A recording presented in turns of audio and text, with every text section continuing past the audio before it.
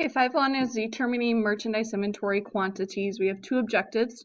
You need to be able to describe the nature of merchandise inventory, and then you also need to be able to account for the quantity of merchandise inventory. The nature of merchandise inventory. So for most merchandising businesses, the cost of inventory sold is going to be the largest cost of doing businesses. Merchandising businesses implement good control measures in managing their inventory. An accurate ending merchandise inventory cost must be determined to report adequately the financial progress and condition of a merchandising business. Effects of errors in costing merchandise inventory. So any error that is made in costing the ending inventory is going to have a significant effect on the income statement. So here they're going to show us the difference between the correct and the incorrect. So when we look at this one, the correct ending inventory is $700. But on this side, they figured out the incorrect inventory as $500. Okay, so when we look at our net income, now our net income on this side, the correct side, should be $900. On this side, when we do it incorrectly, it's $700. So that's that difference of $200 in our net income, which can make a pretty big difference. Here they're showing us the statement of cash flows.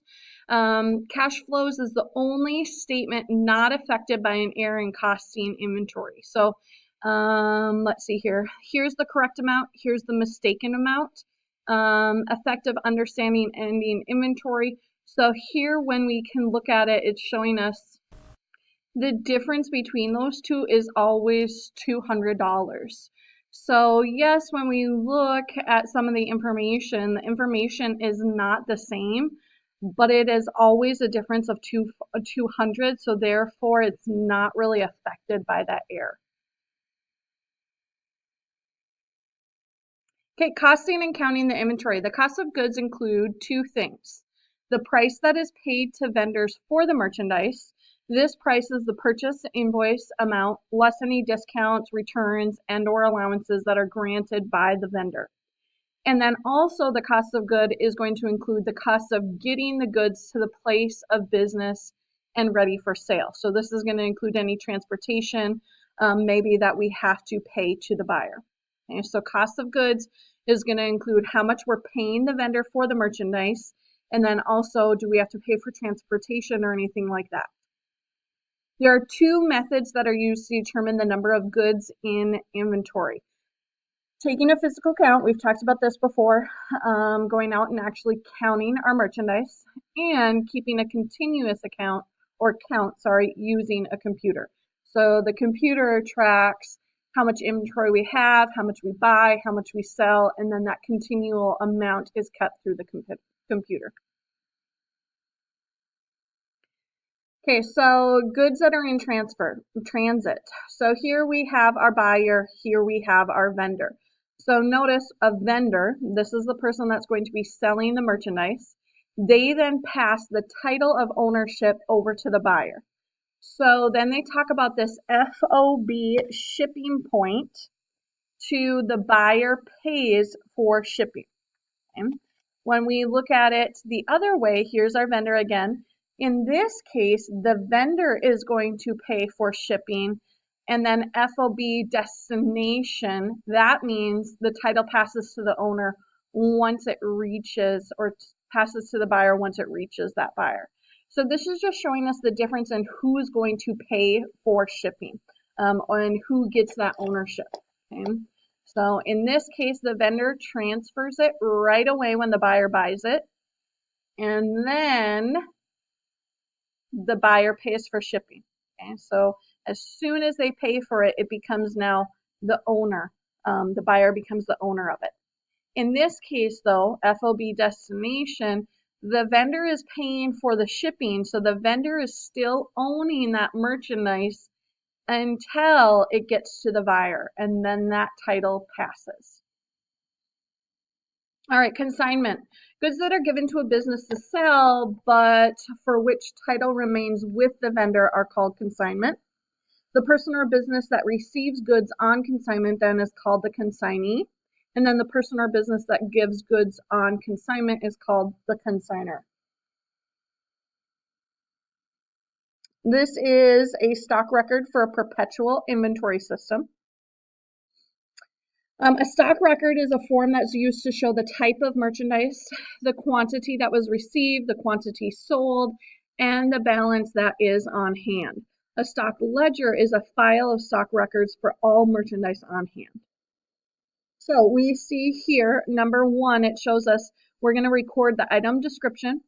We're going to record the stock number, the reorder quantity. So that means once it gets to this amount, we need to reorder, or sorry, how much we reorder. The minimum number is 20. So that means once we always want to have at least 20 on hand.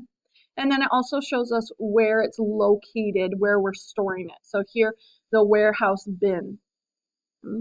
And then we can see some different things. On October 1st, our balance was 38. It looks like on October 22nd, we sold 20. Then October 31st, we sold 10. This is all, okay, beginning quality, I already showed that. This is all of our sales transactions. Okay, November 14th, we sold 30. December 9th, we sold 25. And then over here on this side is our increases. So on November 5th, it says that we bought 60. On December 23rd, we bought 60 more. So you remember that was that reorder amount. Okay. So now it says after we bought that last 60, our balance should be 73.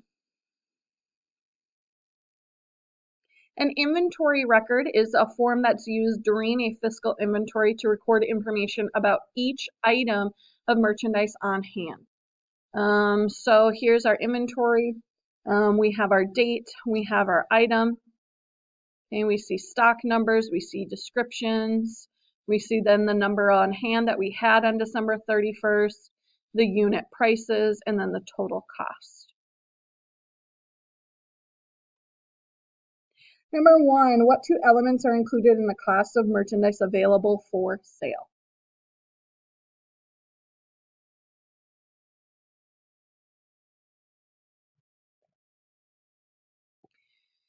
One, cost of the beginning merchandise inventory, and then two, cost of the net purchases added to the inventory during the fiscal year.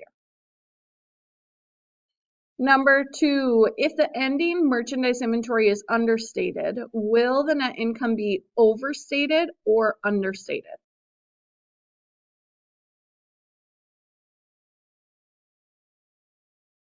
So if we have our merchandise inventory wrong and it's lower than what it should be, so meaning it's understated, the net income then will also be understated. It will be lower than what it should be. And last question, number three, name two ways to determine the number of inventory items on hand.